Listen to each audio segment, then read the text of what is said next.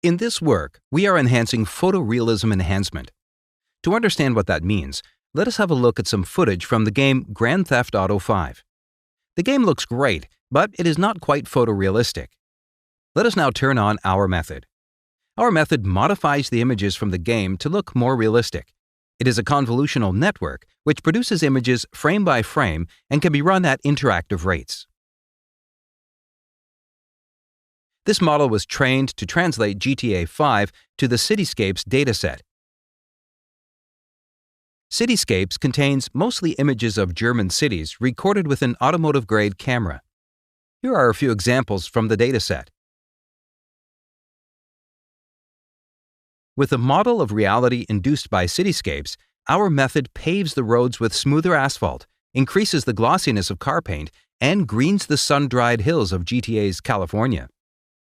The results are geometrically and semantically consistent with the input images and temporally stable. Let us have a look at the state-of-the-art in comparison to our work. Here is contrastive unpaired image-to-image translation, or CUT for short.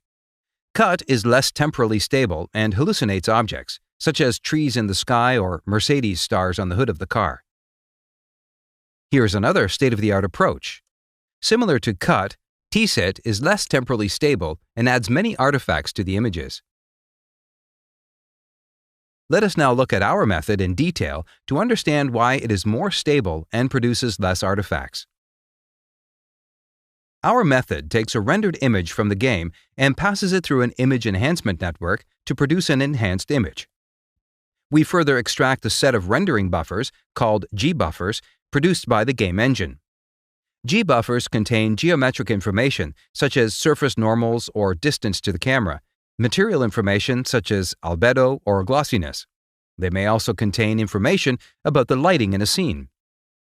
We pass the buffers through a G-buffer encoder network to produce feature tensors at multiple scales. The tensors encode the information about the rendered scene. To train our networks for enhancing realism, we employ a perceptual discriminator. For each image it takes in, it produces a realism score. To make it understand what the real world looks like, we also feed it real photos. To ensure that our networks retain the structure of rendered images, we further add them to the discriminator inputs and employ a perceptual loss. Let us now zoom in on the G-buffer encoder. From the G-buffers, we can derive a semantic class label map, which assigns an object ID to every pixel. We pass the G-buffers through multiple convolutional network streams and fuse the streams again based on the object IDs. This allows the encoder to learn different ways of processing for each type of object. For example, trees will be treated differently from cars. The resulting feature tensors are further processed by residual blocks, which output tensors at multiple scales. Let us now look at the image enhancement network to see what we can do with these multi-scale tensors. The enhancement network is based on HRNet, which processes images at multiple scales in parallel. Each scale of the feature tensors matches a scale in the network. The network consists of many residual blocks at each scale. Within the residual blocks, we replace the batch normalization layers with our own rendering-aware denormalization blocks, or RAD for short. The RAD layers modulate features based on the rendering information in the G-buffer feature tensors. For more details, we refer to our paper. Let us now look at how the perceptual discriminator works. The discriminator contains a robust semantic segmentation network and a network for extracting perceptual features, in this case, a VGG-16. We extract features from the VGG at multiple levels and pass them through a convolutional network. This differs from prior work that trains discriminators directly on images. Training on VGG features allows our network to quickly learn a model of realism at multiple perceptual levels. We further pass the unmodified rendered image as well as real images through the segmentation network to obtain a label map for each. The label map is used to specialize the discriminator on individual object classes. Since we use a pre-trained, robust segmentation network, the object classes are consistent for rendered and real images. For more details, we refer to our paper. There is one more thing. For training discriminator networks, the common choice is to take in as much of an image as possible. The reasoning is that the more context of a scene the network sees, the better. We started with this strategy as well and found it to be suboptimal because scene layouts between real and rendered images can be quite different.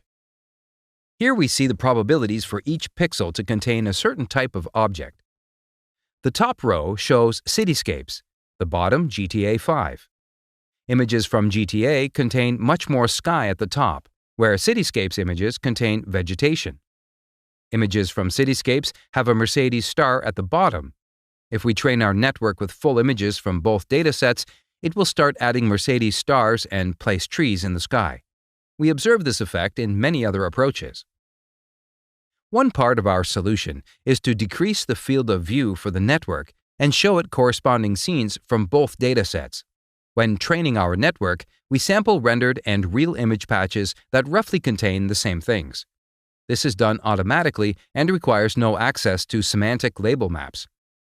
More details can be found in our paper. Let us now look at more results and comparisons. Here we see GTA again.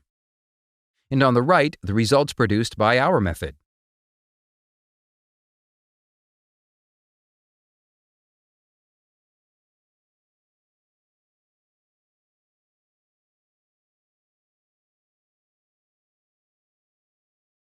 Here we see the results from classic color transfer. Color transfer matches the color distribution of GTA to cityscapes. But it does not modify images beyond the colors. Roads and trees keep their synthetic appearance. Unlike many other approaches, color transfer is temporally stable. Here is WCT2, a state-of-the-art photo-style transfer approach. WCT2 requires a reference photo. It can become temporally unstable if rendered images and the reference diverge. Here we see again results from CUT. CUT commonly hallucinates objects like trees in the sky and the star on the hood. The sampling strategy of our approach alleviates such artifacts.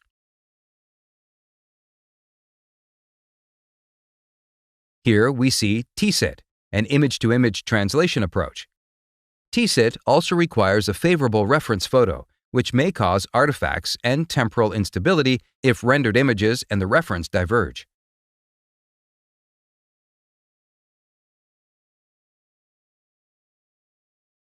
Finally, let us look at GTA again.